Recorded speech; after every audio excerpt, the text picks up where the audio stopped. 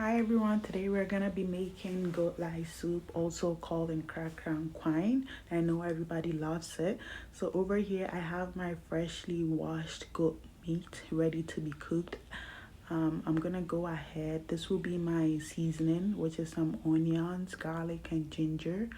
So I'm gonna go ahead and blend it all together and put it on my goat meat. I also added some beef seasoning, which I blended together with my onion and garlic.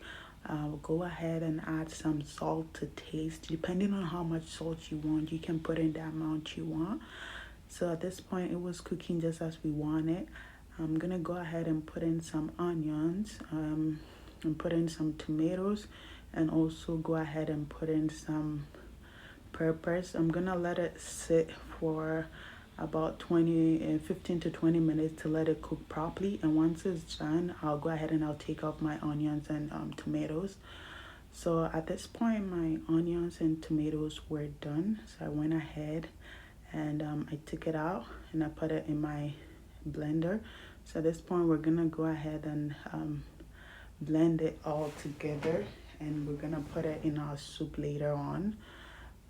So at this point, meat is looking not so soft, but it's pretty looking good. Not the texture we quite wanted. So we're gonna let it sit and cook for a while, for like about 15 minutes more. So I also went ahead and I added in some tomato paste, not too much, because you remember we already have some tomatoes that we're gonna blend and put in.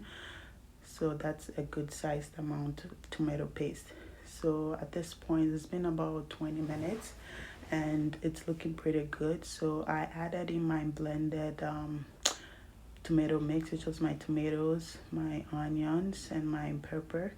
So I let it cook on a high heat for about 25 more minutes, and after this I let it simmer for an additional 25 minutes until it's ready, or it's ready to be cooked. And this was it. This is the final look we had. I paired it with some fufu, and trust me, it was so good.